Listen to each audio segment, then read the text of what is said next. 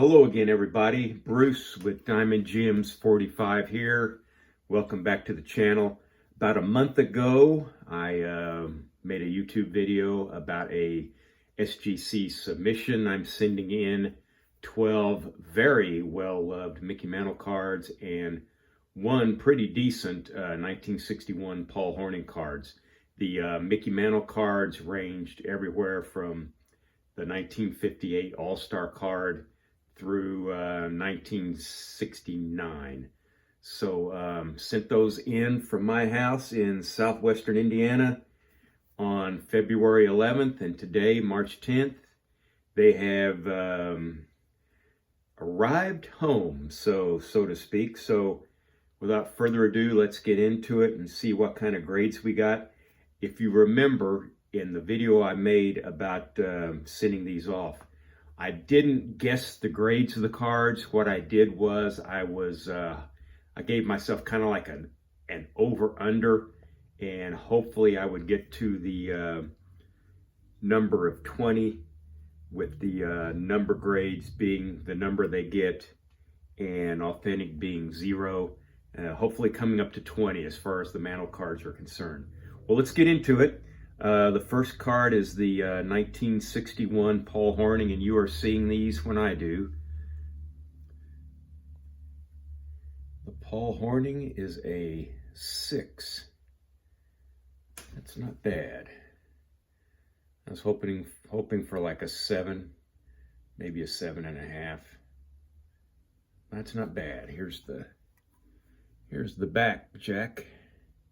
The O-back, as they were saying last night on the live streams. Yeah, Paul Hornung. He's pretty popular around here. As you can see, he went to Notre Dame, and he was a Heisman Trophy winner. And there's a huge Notre Dame contingent in southwestern Indiana. Now, all the 12 cards left are Mickey Mantle. So let's see what we got, starting with the 1958 All-Star number 487, and it is a 2.5. Here's the front, and let's see the back. Get my face out of the way of it. See, there's the back, a 2.5. Okay. Next is a 1959. I'm hoping this one gets at least a 1, as you'll see from the back, and it is a 1. And there's the front, which is pretty nice. You know how guys always say the black back is clean? Well, not so much on this one.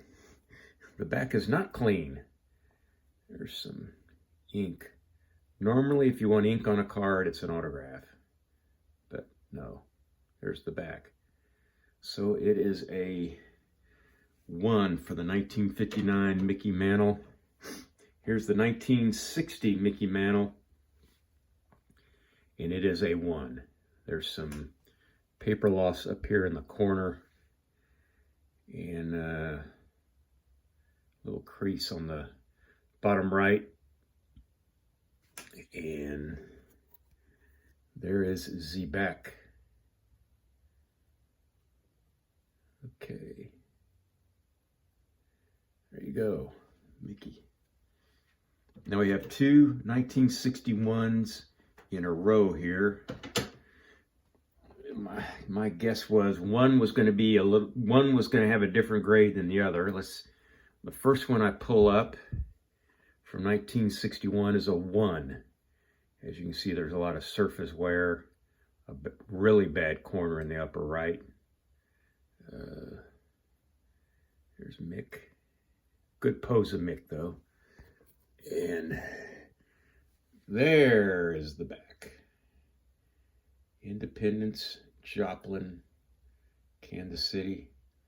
He used to have a hotel in Joplin, Missouri that me and my parents would stay at on the way down to visit my dad's people in Oklahoma. And my mom kept a receipt from one night's lodging there. I believe it's like $24 for 4 people. And we even made a phone call. So here's the next one. And it is a 1 also. Maybe I was wrong. Yeah. This is less surface wear. And this, I don't really understand this one compared to, oh, there's the crease on the back. Yep, that's one. Now I understand it. There you go. So a couple of 1s there. That puts us to 6.5, and we're trying to hit 20 with, let's see, 1, 2, 3, 4, 5, 6, 8 left in the stack. Let me make sure. Let's see, 1, 2, 3, 4, 7 left in the stack. So here we go. This is a 62. The switch hitter connects. And of course, it's a 1. I'm starting to detect a pattern. But like I said, they were well loved. And here is the back. There you go.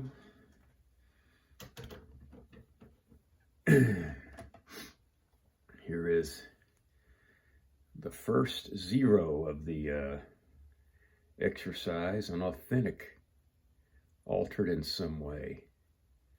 Don't know how, but it was altered. And there's the back to that one.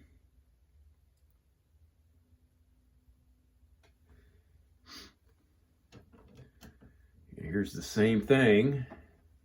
Hope it's not altered. Got a 1. As you can see, easily see there's a crease or 2 on the front. And once again, the back. Now the next one we have in the collection is a 64, and it is a 1. Golly. Shucks, I thought this one would be maybe a 2. That's why I don't guess. 64 was the last time Mickey played in the World Series. The last time he hit a World Series home run of his 18.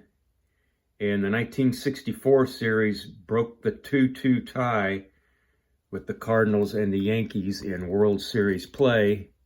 And to this day, the Cardinals hold a 3-2 lead over the Yankees in World Series play. And let me speak about those World Series home runs.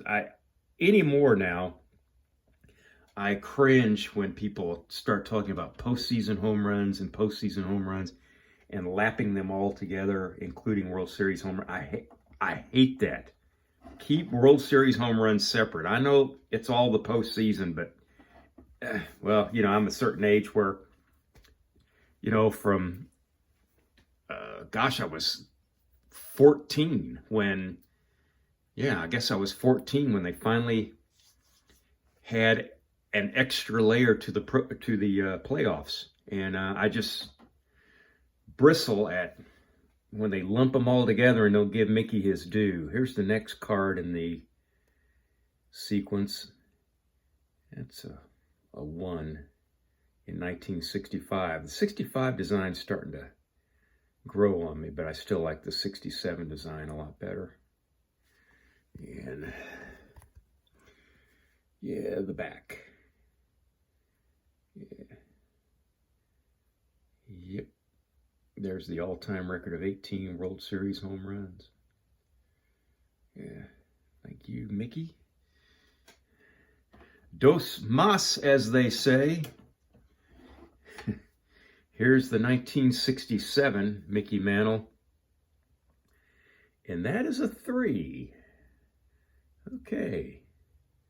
Well, not bad. At least we're making a run for it. Let's see. There's the horizontal back to the Mickey Mantle's 67 card. There you go. last but not least, if my, let me see, my computations are correct. We're at 13.5, trying to get to 20. I'm going to need a 6.5 out of a card that I know is not going to be a 6.5. So this is the 1969 and last Mickey Mantle card in the collection. And it is a 1.5 yellow letter. There's Mickey. 1.5. And you probably want to look at his stats. That's his career totals right there, folks. Right there. So that's it. That's all 12 Mickey Mantle cards plus the one Paul Hornung. They came up to 15. Short of the 20 I was hoping to get, but that's the way it goes. A lot of people would say, well, these aren't 51 Bowmans, these aren't 52 Topps Mickey Mantles. Why are you getting these well-loved ones graded and authenticated? Well, one reason is the authentication. Two is there's a lot of the guesswork out of these when you're trying to make a deal with somebody. And like I said, these are going into inventory and will be available as soon as I put a price on them.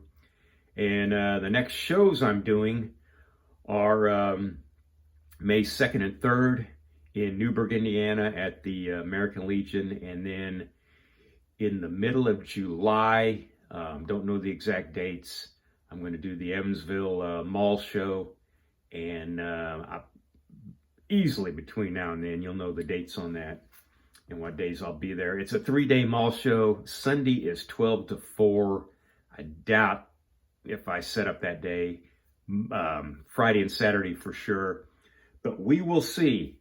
So anyway, thank you for sticking with me for this long. Here, let's take a look at another Mantle card while I sign off. Thanks for sticking with me for this long. And golly, click like, click subscribe. Please leave a comment. All those things mean the world to me, folks. And once again, so long for just a while.